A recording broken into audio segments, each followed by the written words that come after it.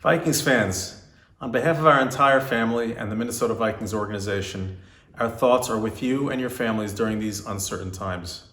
Your health and welfare and that of the Minnesota community is priority number one. Let's continue to support each other, lean on each other, and we'll get through this together. Sports will return at the right time, and when they do, we look forward to celebrating Vikings football with you. Skull.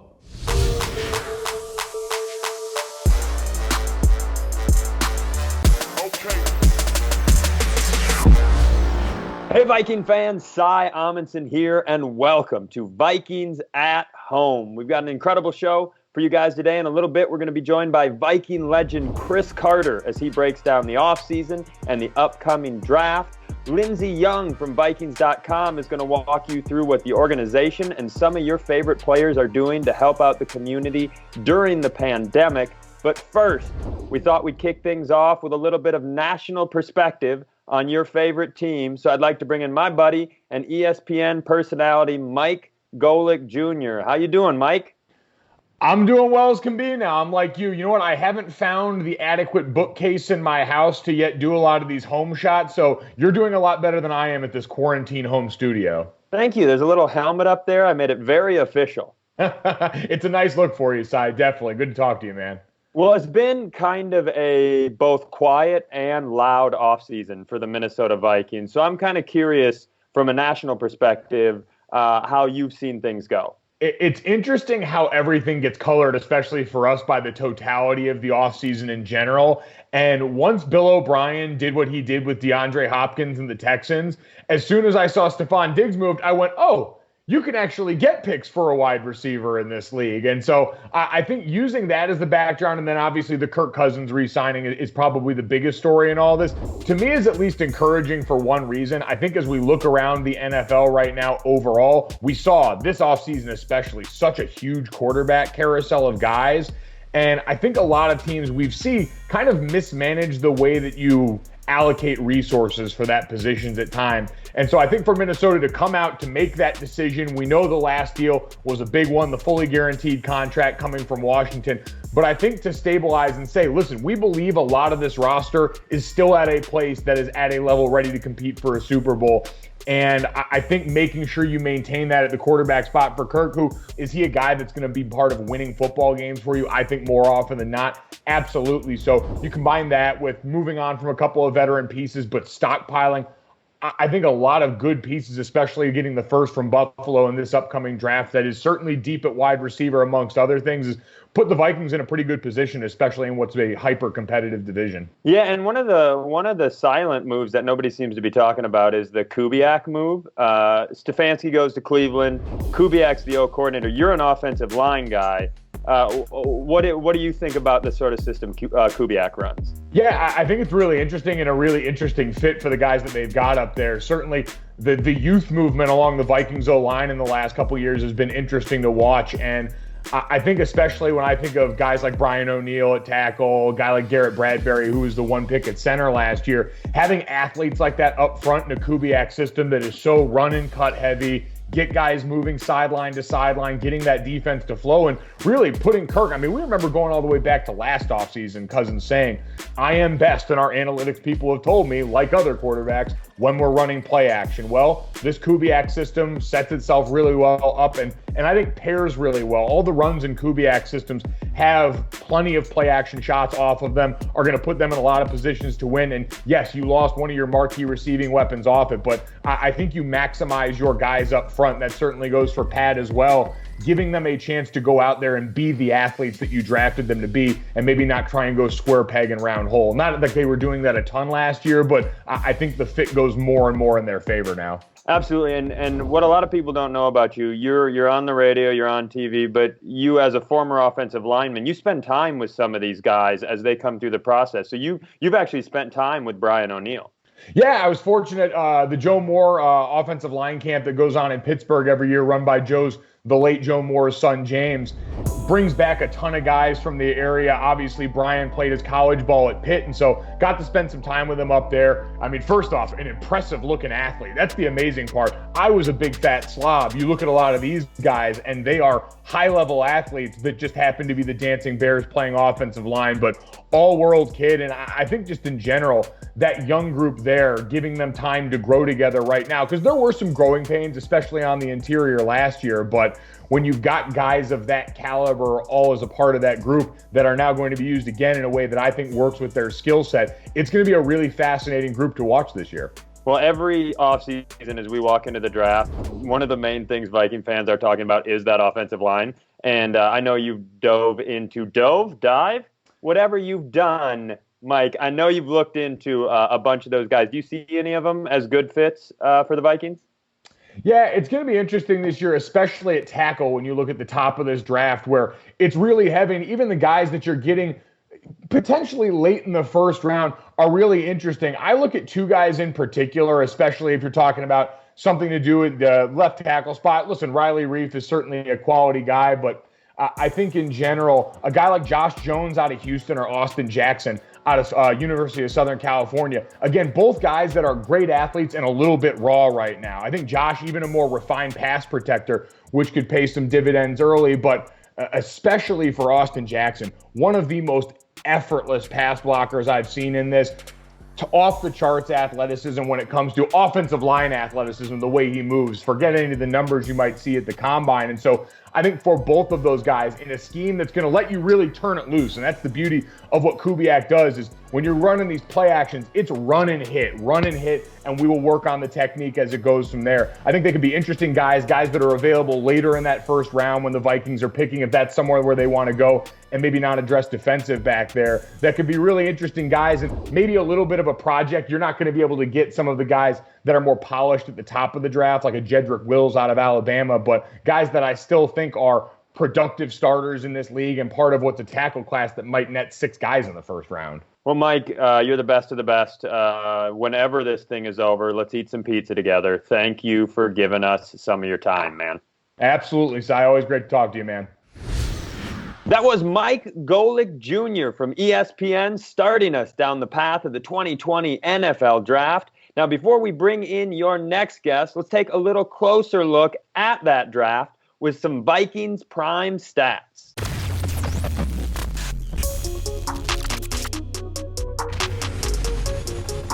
This will be the 60th draft in Vikings franchise history. Of those 60, it'll be the Wilfs' 15th, the 14th for Rick Spielman, and head coach Mike Zimmer's 7th. The Vikings have 12 picks in the 2020 NFL Draft, tied for a franchise record, and given Rick Spielman's penchant for moving and acquiring picks, who knows what that number could grow to. The Purple have 2 first-round picks this year. The first one is at number 22, and the last time the Vikings held this position, they picked Percy Harvin, who went on to not only become Rookie of the Year, but also a Pro Bowler in his first season. Their second first-round pick is number 25, which is the position the Vikings have held in the NFL Draft more than any other spot in their history. A lot for Viking fans to look forward to in this year's draft. And now let's dive a little bit deeper into that draft as we are joined by Viking legend and NFL Hall of Famer Cris Carter joins the show. Cris, thank you for being here. Oh, thanks for having me. I mean, these are tough times out here, so to be able to talk about some sports, to get our mind off some of the press conferences and some of the other things that we're going through, it definitely should help you, me, and all the other sports fanatics out there because there hadn't been any sports over the last month. Yeah, I feel like people are just craving the draft as we approach it. And it's going to look different, though. I mean, given the fact that Goodell is going to be announcing picks in his basement, you got GMs running the draft from their home, isolated. Right. Do you see that as a situation where we're going to see a more conservative draft, or will this just increase movement and craziness? Well, I know you do some side work as a stand-up comic and everything. So if you've looked at some of the late night shows, and I think they have been a litmus test for some of the things we're going to see in football.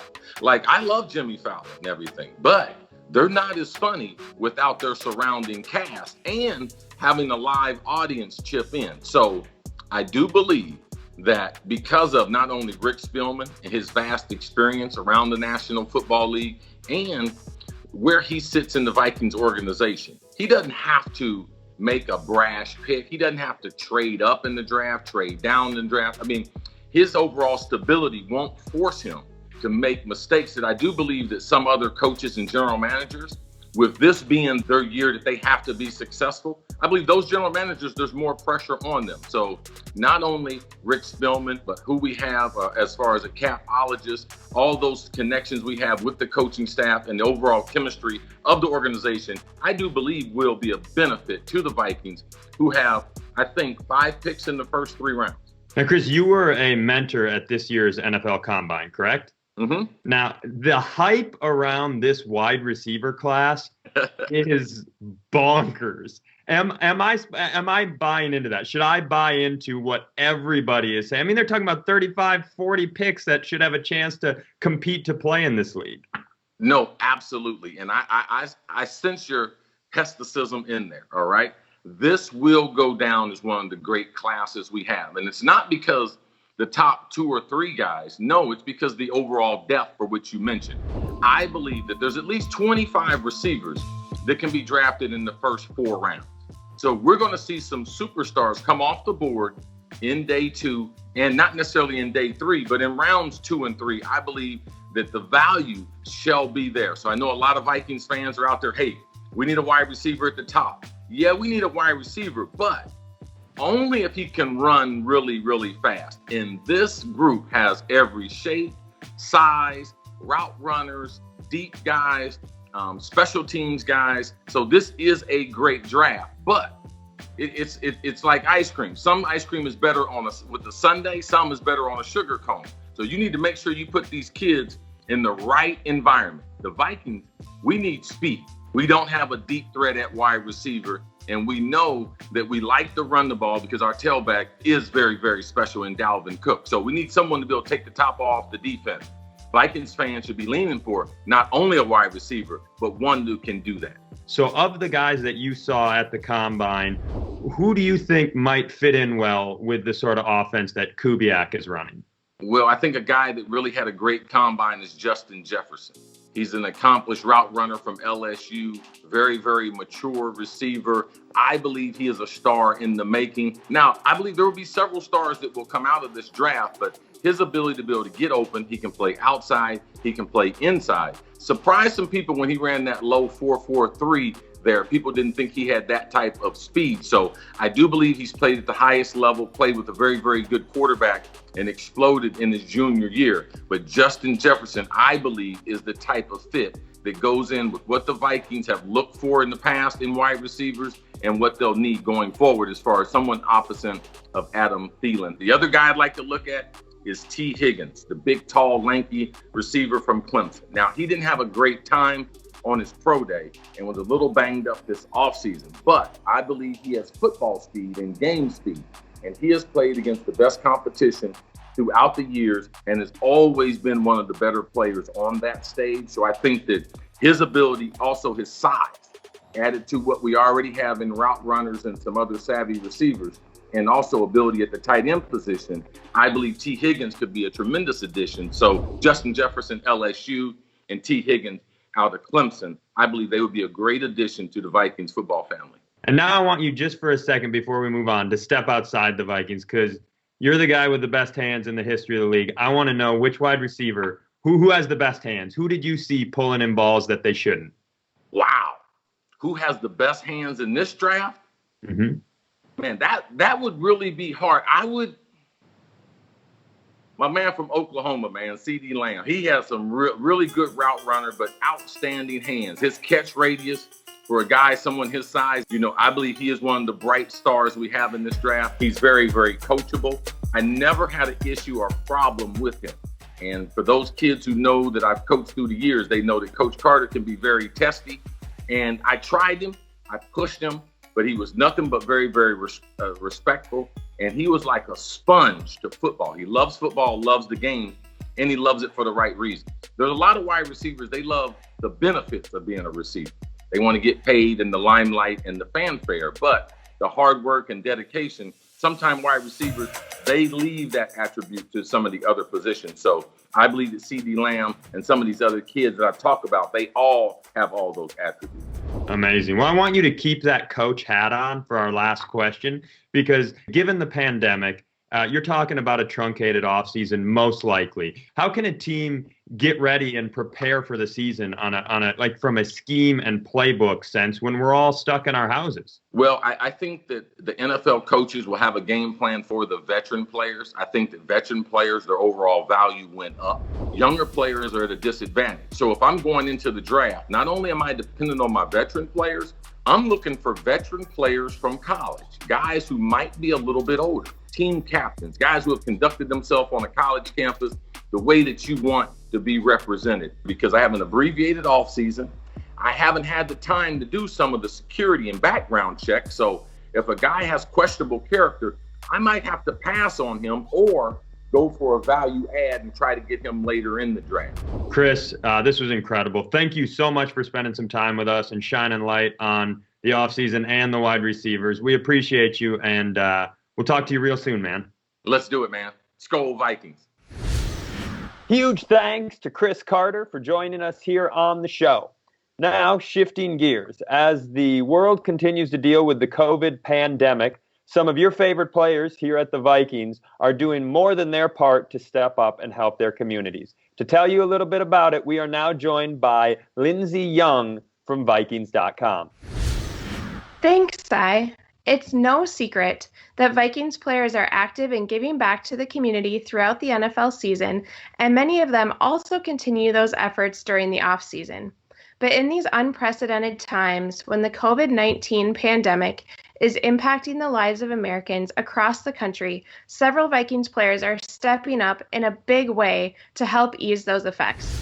Linebacker Anthony Barr started his Raise the Bar Foundation in 2016 to help support single parents who are pursuing college degrees. In response to the COVID-19 pandemic, Raise the Bar has given nearly $20,000 in $500 emergency grants to each of its scholarship recipients. Fellow linebacker Eric Kendricks also has found a unique way to give back during this time. Eric is creating one-of-a-kind paintings that he is selling for $1,000 on Instagram. He then matches that purchase amount and donates the entire $2,000 to a charity of the buyer's choice. Buyers of Eric's paintings thus far have included Texans wide receiver Kenny Stills, as well as NBA All-Star Steve Nash. Adam Thielen made an initial donation of $25,000 to Second Harvest Heartland through his foundation and has continued to stay involved.